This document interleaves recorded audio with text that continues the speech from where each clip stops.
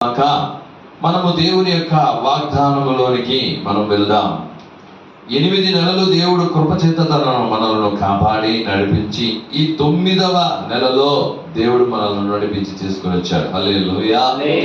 కాబట్టి ఈ నెల మనకు వాగ్దానముగా ఒక మాటను దేవుడు మనకు దయచేస్తున్నాడు. ఆ వాగ్దానాన్ని మనం చదువుకొని ఆ వాగ్దానాన్ని మనం జాగ్రత్తగా విని గ్రహించి ఆ యొక్క కార్యాలను మనం తెలుసుకొని దేవుని యొక్క మార్గంలో నడుచుటకును ఆయన దగ్గరకు ఇంకా చేరుటకును మనము సిద్ధపడదాం. చూద్దాం. యెషయా గ్రంథం 54వ అధ్యాయము 4వ వాగ్దాన వచనాన్ని మనం చదువుకుంటాం. యెషయా 54 4వ వాగ్దాన వచనము. భయపడకుము, నీవు సిగ్గుపడనక్కరలేదు. అవమానమును తలంచుకుము, నీవు లజ్జపడనక్కరలేదు.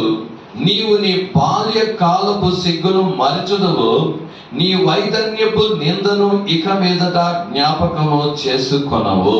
ఆమేన్. హల్లెలూయా. ఈ యెషయా 54వ అధ్యాయము యొక్క 4వ వాగ్దాన వచనాన్ని ఈ నెల మనకు దేవుడు వాగ్దానముగా దేవుడు మనకు దయచేసినాడు. హల్లెలూయా.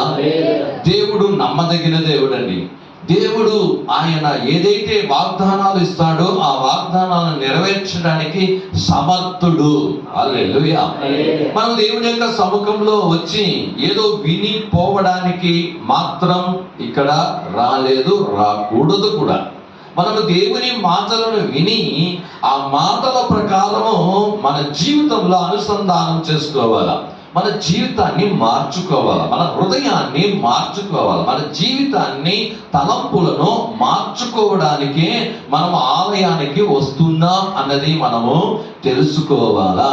కాబట్టి దేవుని యొక్క వాగ్దానాలు ఆయన తప్పకుండా నెరవేర్స్తాడన్నటువంటి విశ్వాసము కలిగిన వారై మనం దేవుని సముఖములో కనపడాలా. హల్లెలూయా. ఈ యెషయా 54వ అధ్యాయములో 4వ వాక్యంలో ఫస్ట్ చెప్తున్నాడు, భయపడకుము. హల్లెలూయా. ఏం చేయొద్దు? భయపడవద్దు. ఏ కార్యాన్ని చూసి నువ్వేం చేయొద్దు? భయపడవద్దు. నీ జీవితంలో, నీ కుటుంబంలో, నీ కార్యాలు, నీ పరిస్థితులు ఏది ఉన్నా సరే దాన్ని చూసి ఫస్ట్ చెప్తున్న మాట ఏంటంటే భయపడవద్దు ఫస్ట్. హల్లెలూయా. కాబట్టి రెండవదిగా దేవుడు చెప్తున్న ఒక మాట ఏంట్రా అంటే నీవు సిగ్గుపడ అక్కర లేదు. హల్లెలూయా. నువ్వు సిగ్గుపడాల్సిన అక్కర లేదు. మన జీవితంలో మనం అనేక విషయాలలో మనం సిగ్గుపడిపోతూ ఉన్నామా? లేదు. మన దేవుడు చెప్తున్న